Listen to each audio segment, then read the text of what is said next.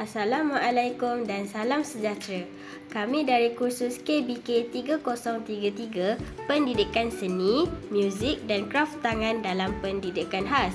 Kami dari kumpulan 3 akan membentangkan tajuk yang diberikan oleh pensyarah kursus iaitu berkaitan terapi muzik. Berikut merupakan ahli kumpulan kami iaitu terdiri daripada saya sendiri, Sri Nurbaina Zakaria, Nur Husna Amira binti Amir, Nurul Huda Nabila binti Razaki, Nurul Alia Afikah binti Abdul Razak dan Nur Syamimi binti Muhammad Syukri. Di dalam pembentangan ini, kami akan menerangkan isi kandungan yang tertera iaitu definisi bagi terapi muzik, teori berkaitan terapi muzik, objektif terapi muzik, langkah-langkah pelaksanaan terapi muzik dan disertakan lampiran serta rujukan.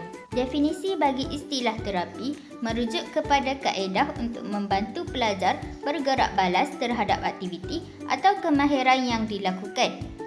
Manakala, istilah terapi muzik pula merujuk kepada salah satu terapi ekspresif yang terdiri daripada proses interpersonal.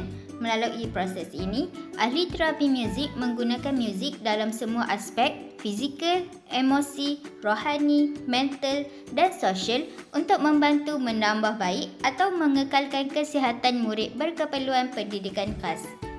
Seterusnya, terdapat dua teori yang boleh dikaitkan dengan terapi muzik. Teori yang pertama ialah teori pelaziman operan oleh B.F. Skinner. Menurut B.F. Skinner, terdapat teknik modifikasi tingkah laku yang boleh diguna pakai dalam terapi muzik. Antaranya ialah peneguhan positif dan peneguhan negatif. Apabila teknik ini digabungkan bersama penggunaan muzik, maka ianya dapat meningkatkan pelbagai kemahiran dan tingkah laku. Manakala teori kedua pula ialah teori kepelbagaian kecerdasan oleh Howard Gardner.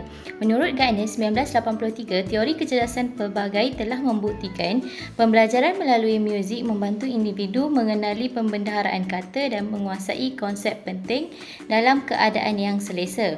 Bukan itu sahaja, Armstrong 2009 juga turut menyokong pendapat Gardner bahawa muzik ini dapat merangsang pembelajaran secara berkesan. Hal ini kerana pembelajaran melalui muzik dapat meningkatkan memori, merangsang emosi dan meningkatkan keupayaan mental murid dalam pembelajaran. Terdapat dua objektif yang perlu dicapai melalui terapi muzik ini. Objektif pertama ialah meningkatkan kemahiran komunikasi, interaksi sosial dan daya tumpuan bagi murid yang mempunyai masalah pembelajaran. Manakala objektif kedua pula ialah membantu murid yang mempunyai masalah fizikal dalam meningkatkan kemahiran psikomotor yang melibatkan kemahiran motor halus dan motor kasar. Ini merupakan terapi muzik yang pertama iaitu melatih konsep nombor menggunakan gendang. Berikut merupakan langkah-langkah pelaksanaan terapi muzik 1. Langkah pertama, guru menjalankan terapi muzik bersama murid untuk meningkatkan daya tumpuan. Langkah kedua, guru memperkenalkan aktiviti dan alat muzik yang akan digunakan semasa melakukan sesi terapi muzik iaitu kad gambar bernombor dan juga gendang. Langkah ketiga, terapi muzik ini dilakukan secara individu pada satu masa. Langkah keempat, guru meminta murid memberikan tumpuan pada arahan yang akan diberikan. Langkah kelima, guru akan menunjukkan demonstrasi cara melakukan aktiviti kepada murid. Langkah keenam, pada pusingan pertama, guru menunjukkan kad bernombor dan menyebut nombor secara tertib kepada murid. Langkah ketujuh, guru mula memukul gendang dengan satu pukulan sambil menyebut bilangan pukulan tersebut. Langkah ke-8, guru mengulang langkah tersebut bersama murid.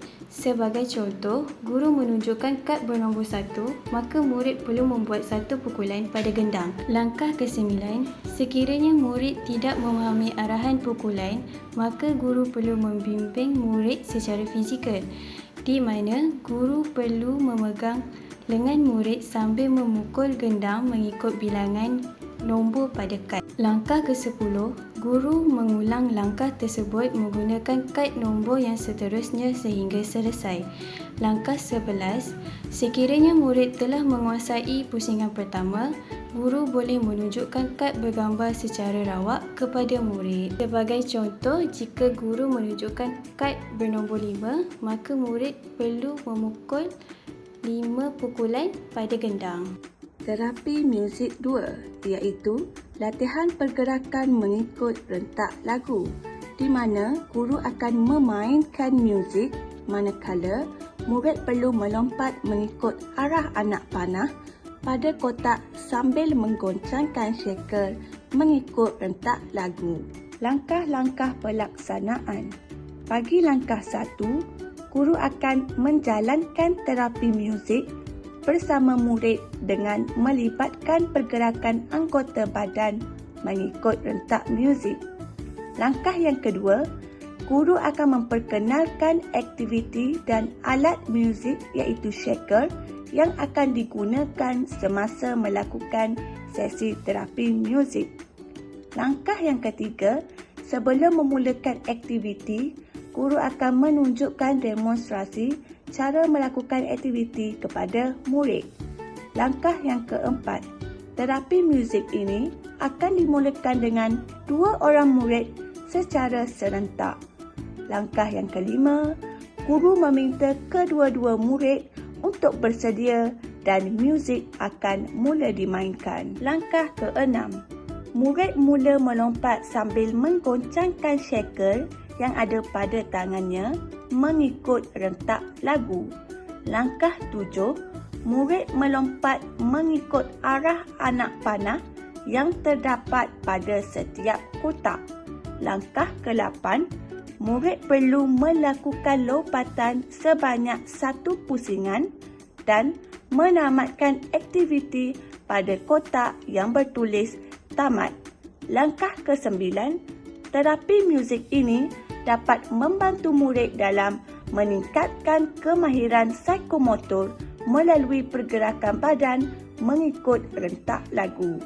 Langkah ke-10, terapi muzik ini akan diteruskan sehingga selesai dilakukan oleh semua murid.